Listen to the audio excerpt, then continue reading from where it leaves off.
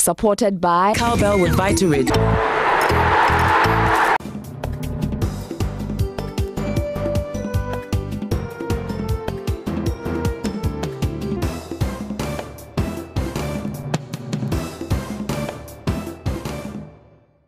Hello there, welcome to yet another exciting edition of News Generation with me, Faustina Safo. Trust you've had a great week so far. If not, well, I'm here to put a smile on your face as I bring you all the stories that made headlines this week.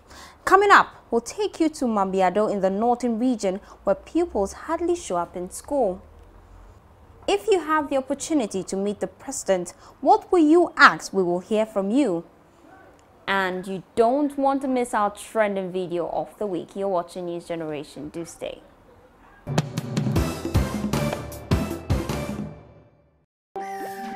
Lonely Mr. also has a problem with his radio. Mission time! My big brother always stealing my cowbell coconut milk power cable. Check. Circuit board. Check. Hanger, cowbell, mug, check.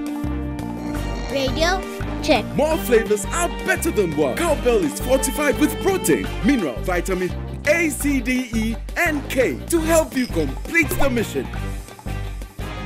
Cowbell comes in coconut, strawberry, choco malt, and Mr. Owusu's favorite, mocha. There's something for everyone.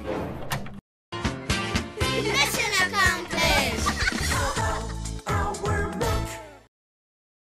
Welcome back from that quick time. Remember, you can be part of our online family on Facebook, we're News Generation GH, and on Twitter, NewsGen GH. Now to our first story.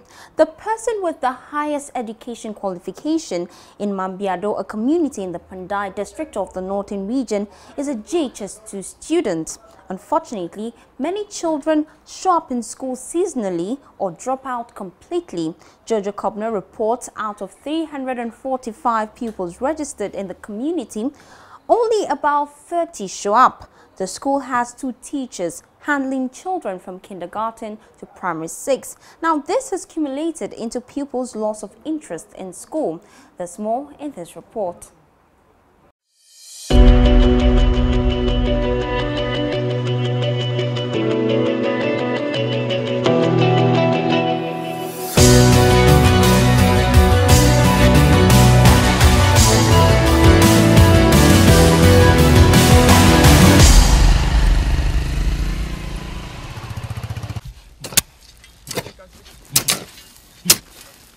Mambiado is a farming community in the Pandai district of the northern region. It has a population of over 2,000 residents. Pupils take shelter under a structure what is supposed to be a classroom. The initial structure is very weak, so pupils are being accommodated under a shed which is no better. Today, pupils are in school, but teachers are not in class to teach.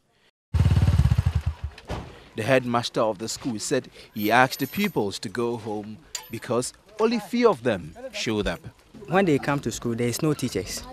We lack teachers. And even classrooms, you can see that the classrooms are not adequate. So today there was no school? Yeah. How was there no school? The students wasn't enough. Like they came, but because here the market day is Wednesday, usually they do not come to school. They will just, most of them will just go to the market and just sell their things. That is it. So that was the reason why he closed them early. The school has formally registered about 345 pupils, but less than 30 pupils are regular. The high enrollment figures captured by the Ghana Education Service looks good on paper and paints an encouraging picture at the national level. The reality, however, is that many pupils have dropped out. So many of these children gathered here do not attend school. They just stay at home and they play. Today is supposed to be a market day, and so the children decided not to show up, and their parents cannot be bothered. If education is also supposed to be a leveler, then you can imagine what the future holds for the children of Mambiando. Residents of the community said they fulfilled part of their bargain by building a shed, but government has failed to provide teachers. It is their effort that is limited and thwarted by the environment where they find themselves. Otherwise, their children are their future, and they wouldn't like their children to walk around without getting education. So it is their priority that they even want to go into it by using communal labor to get the school in place. Even if there will not be external support, they will do it for themselves. Figures from the Ghana Statistical Service indicates that 36.6% of residents of Pandai district are literate, while 63.4% are non-literate. If literacy is measured by pupils officially enrolled in schools, then clearly literacy rate of the district is questionably low. Bottom line, government has a duty to fulfill the educational rights of children of Pandai district. Jojo Kobna, Joy News.